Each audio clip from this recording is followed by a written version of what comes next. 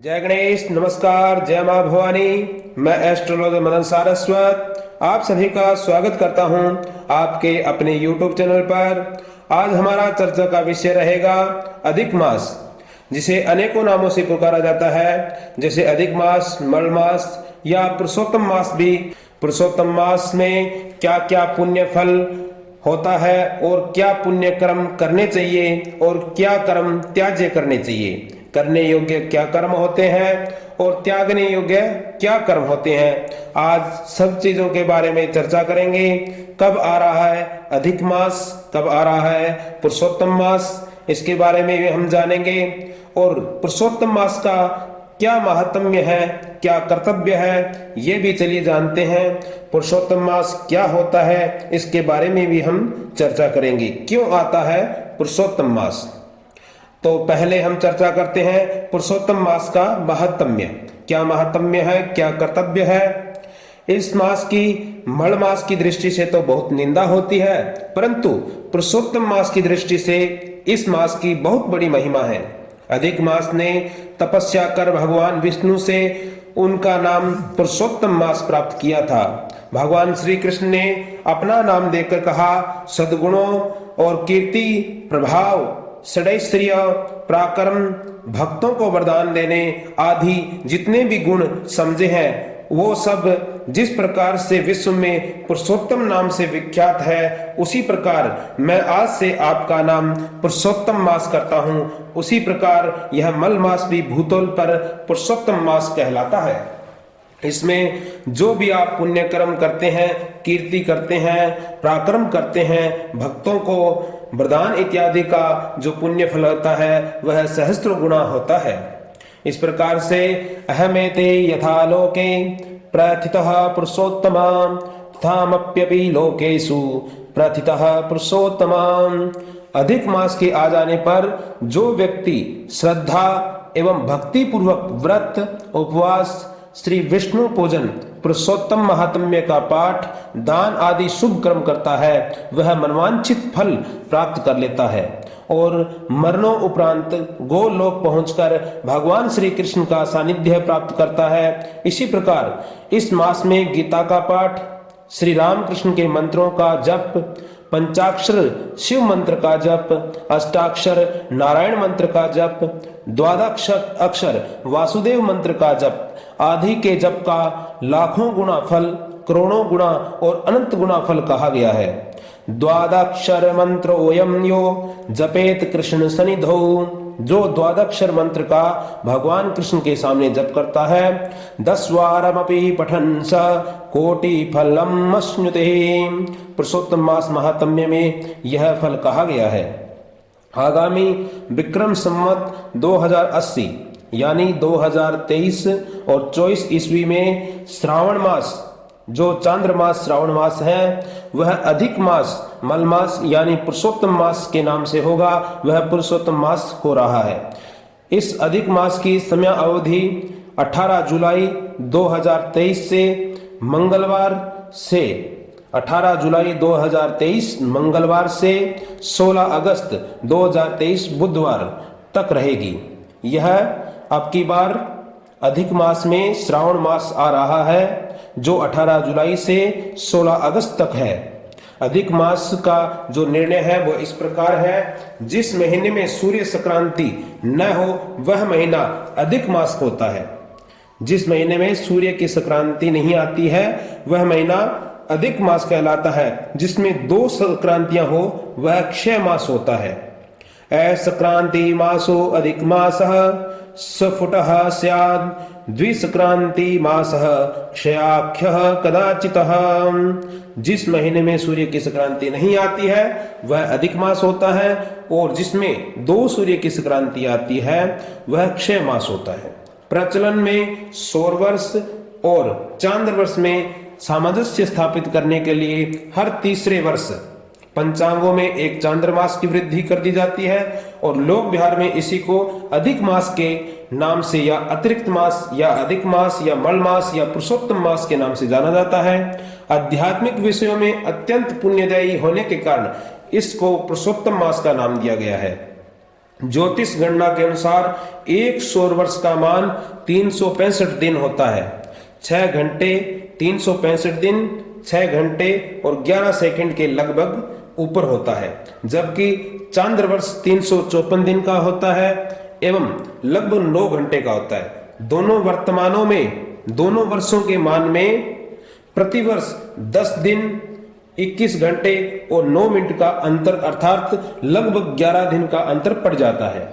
इस अंतर में सामंजस्य स्थापित करने के लिए 32 महीने 16 दिन और 4 घड़ी बीत जाने पर एक अधिक मास का निर्णय किया जाता है। पुरुषार्थ चिंतामणि के अनुसार एक अधिक मास में दूसरे अधिक मास तक की अवधि अर्थात पुनरावृत्ति 28 मास से लेकर 36 मास के भीतर होना संभव है। इस प्रकार हर तीसरे वर्ष में अधिक मास तथा पुरुषोत्तम मास की पुनरावृत्ति होना संभव है। इस प्रकार यह पुरुषोत्तम मास की और अधिक मास की ज्योतिष के अनुसार विधि बतलाई गई है, और जो पुरुषार्थ चिंतामणि के अनुसार कहा गया है वह इस प्रकार है। क्योंकि लोक मान्यताओं के अनुसार भगवान विष्णु के पूजन का जो समय दिया गया है उसको पुरुषोत्तम मास नाम दिया गया है, और ज्योतिष के अनुसार इसको अधिक मास, यानी यह मास अधिक होने के कारण इसको अधिक मास, अतिरिक्त होने के कारण अधिक मास नाम दिया गया है। अब अधिक मास श्रावण आ रहा है, तो श्रावण अधिक मास का क्या पुण्य फल है। 2080 संवत में प्रथम श्रावण मास शुक्ल पक्ष प्रतिपदा के तदनुसार 18 जुलाई मंगलवार से श्रावण अधिक मास प्रारंभ होकर 16 अगस्त बुधवार तक व्याप्त रहेगा।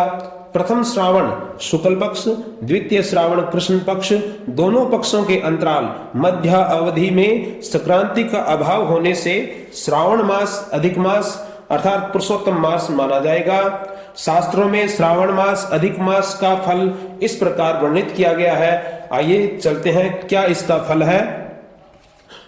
श्रावण मास अधिक मास का जो फल है, दुर्भिक्षम श्रावणे युग में पृथ्वी नाशः प्रजाक्षय, अर्थात जिस वर्ष में 2 श्रावण यानी श्रावण अधिक मास में आता है तो उस वर्ष पृथ्वी पर कहीं भी दुर्भिक्ष, उपयोगी वर्षा की कमी एवं अग्निकांड, युद्ध, यानादि दुर्घटनाएं एवं प्राकृतिक प्रकोप से धन जन आदि की हानि होने की आशंका होती है। अधिक मास काल में गोचरवश मंगल शनि मध्य समसप्तक योग होने से भी पृथ्वी के उत्तर गोलार्ध के दक्षिण दिशा में पड़ने वाले देशों जैसे रूस, चीन, ताइवान, यूक्रेन, पाकिस्तान तथा अन्य यूरोपीय देशों में आंतरिक एवं बाह्य राजनीतिक परिस्थितियों में विशेष रूप से प्रभावित होंगी। इन देशों में कहीं कहीं आंतरिक विद्वेष, उपद्रव, अग्निकांड, बाढ़, युद्ध, भूकंप आदि से भी जन धन संपदा की हानि होने की ज्यादातर संभावना रहेगी, क्योंकि अधिक मास होने से उत्तरी गोलार्ध में ज्यादा प्रभाव अधिक मास का पड़ रहा है। भविष्य पुराणोक्त के अनुसार पुरुषोत्तम मास में ईश्वर के निमित्त जो कर्म, उपवास, स्नान, दान, पूजन आदि के जो नियम दिए गए हैं उनका अक्षय फल प्राप्त होता है और वृद्धि के ये सब अनिष्ट नष्ट हो जाते हैं। जो भी अनिष्ट अधिक मास में दिए जाते हैं वह यह सब कर्म करता है तो वह सब नष्ट हो जाते हैं, वह अनिष्ट सब नष्ट हो जाते हैं। पुराणों में अधिक मास में पूजन, व्रत, दान संबंधी विभिन्न प्रकार के विधान बतलाए गए हैं। इस मास के प्रारंभ होते ही सूर्योदय काल, सूर्योदय से पूर्व उठकर शौच, स्नान, संध्या आदि कर अपने अपने अधिकार के अनुसार नित्य कर्म करके भगवान का स्मरण करना चाहिए और पुरुषोत्तम मास के नियम ग्रहण करने चाहिए। पुरुषोत्तम मास में श्रीमद् भागवत कथा का, पुराण का पाठ करना महान पुण्य फलप्रदायक है और 1 लाख तुलसी के पत्र से भगवान श्री शालिग्राम का पूजन करने से अनंत पुण्य फल होता है। विधि पूर्वक 1600 उपचार नित्य भगवान का पूजन करना चाहिए इस पुरुषोत्तम मास में। गोवर्धन धरम वंदे गोपालम गोपरूपिणम गोकुलोत्सवमीशानम गोविंदम गोपिका प्रियम। इस मंत्र का 1 महीने तक भक्ति पूर्वक बार बार जप करने से पुरुषोत्तम भगवान की प्राप्ति होती है, इसमें कोई संदेह नहीं है।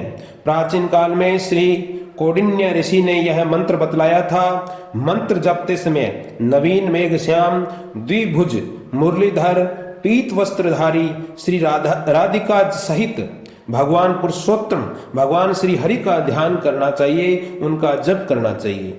हेमाद्री के अनुसार पुरुषोत्तम मास में होने पर प्रातः स्नानादि नित्यक्रम से निवृत्त होकर एक भुक्त या नक्त व्रत रखकर भगवान विष्णु स्वरूप सहस्त्रांशु यानी भास्कर सूर्य का मंत्रों द्वारा लाल पुष्प सहित पूजन एवं कृष्ण स्तोत्र पाठ करके कांस्य पात्र से भरे हुए अन्न फल वस्त्र आदि का दान करना चाहिए। पूजन के उपरांत अथवा अधिक मास में अंतिम दिन विविध प्रकार के मिष्ठान घी गुड़ अन्न का दान करना चाहिए तथा घी गेहूं गुड़ के बनाए हुए 33 अपुए मतलब कुओं को पात्र में भरकर निमन मंत्र पढ़कर मिष्ठान आदि सहित दान करना चाहिए। मंत्र है ओम विष्णु रूपी सहस्रांशु सर्व पाप प्रणाशनः अपूपान पानेन मम पापम वयोपतु। इसके बाद आगे लिखे मंत्र की भी भगवान विष्णु की प्रार्थना करनी चाहिए। यस्य हस्ते गदा चक्रे गरुडो अस्य वाहनम शंख करतले यस्य मे विष्णु प्रसिद्धतु। इस मंत्र का भी भगवान विष्णु की प्रार्थना करनी चाहिए। इसके अतिरिक्त श्रावण अधिक मास में प्रतिदिन भगवान श्री पुरुषोत्तम महात्म्य का पाठ एक निश्चित समय पर श्रद्धा पूर्वक करना चाहिए। इसके अलावा भी विष्णु सहस्त्रनाम, श्री कृष्ण सहस्त्रनाम, श्री राम सहस्त्रनाम, श्री सूक्त, पुरुष सूक्त आदि पाठों का भी करना शुभ होता है। अधिक मास की समाप्ति पर स्नान दान जप पुरुषोत्तम मास का महात्म्य एवं निमन जो पीछे मैंने मंत्र दिए हैं उन मंत्रों सहित गुड़ गेहूं घृत वस्त्र मिष्टान दाख केले कुष्मांड ककड़ी मूली आदि का दान दक्षिणा सहित करना चाहिए और भगवान को 3 बार अर्घ देनी चाहिए। त्रयत्रिंशतः यानी 33 मंत्रों का जप करना चाहिए। वो 33 भगवान के मंत्र नाम क्या है? प्रथम नाम से शुरू करता हूं। विष्णु, जिष्णु, महाविष्णु, हरि, कृष्ण, अधोक्षज, केशवम, माधव, रामम, अच्युतम, पुरुषोत्तमम, गोविंदम, वामनम, श्रीशम, कृष्णम, विश्वसाक्षिणम, नारायणम, मधुरिपम, अनिरुद्धम, त्रिविक्रमम, वासुदेवम, जगद्योनिम, अनंतम, शेषायनम, संकर्षणम, प्रद्युम्नम, दैत्यारिम, विश्वतोमुखम, जनार्दनम, धरावासम, दामोदरम, मघार्धनम, श्रीपतिम।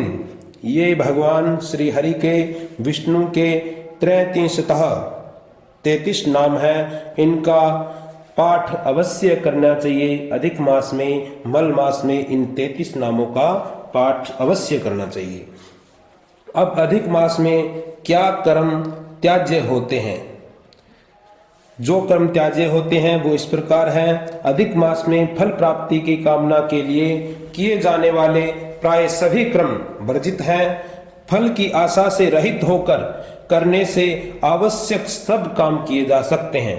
ज्योतिष आचार्यों के अनुसार अधिक पुरुषोत्तम मास में कुछ नित्य नैमित्तिक एवं काम्य प्रयोगों को करने का निषेध माना गया है। जिस प्रकार से विवाह, यज्ञ, देव प्रतिष्ठा, महादान, चूड़ाक्रम यानी मुंडन, पहले कभी न देखे हुए तीर्थों में गमन, नवग्रह प्रवेश और वृषोत्सर्ग, भूमि और संपत्ति की खरीद क्रय विक्रय और नई गाड़ी का क्रय विक्रय, शुभ कर्मों का प्रारंभ अधिक मास में नहीं करना चाहिए।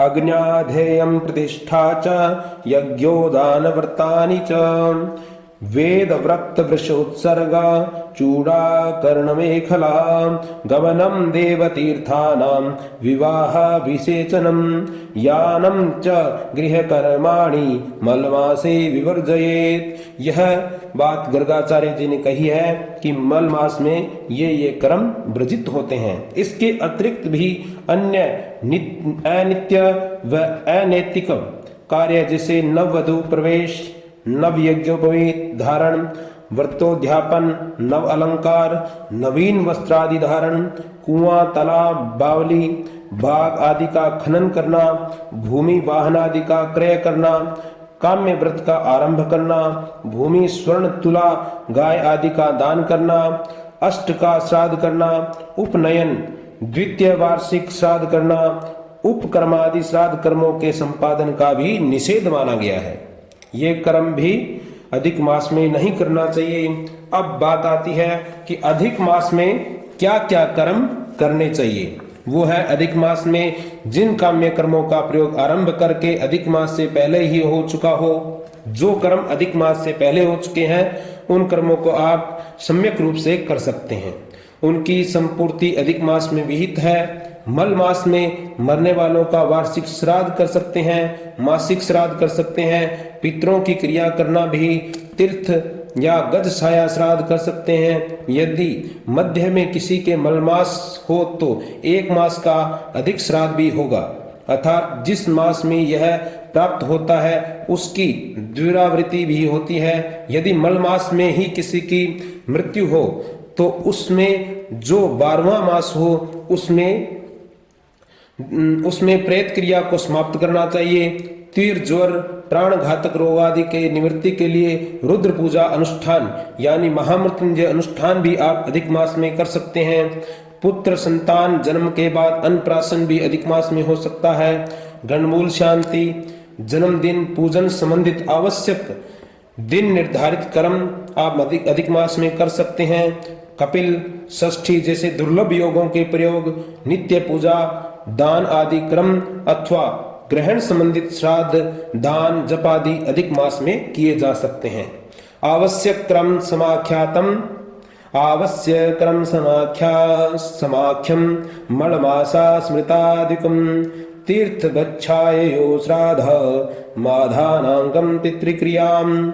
सूर्योदय ज्योतिर्निष्ठान में यह दिया गया है। आप यह सब कर्म शास्त्रों के अनुसार मैंने जो विधि बतलाई है उस विधि के अनुसार यह सब आप कर्म कर सकते हैं।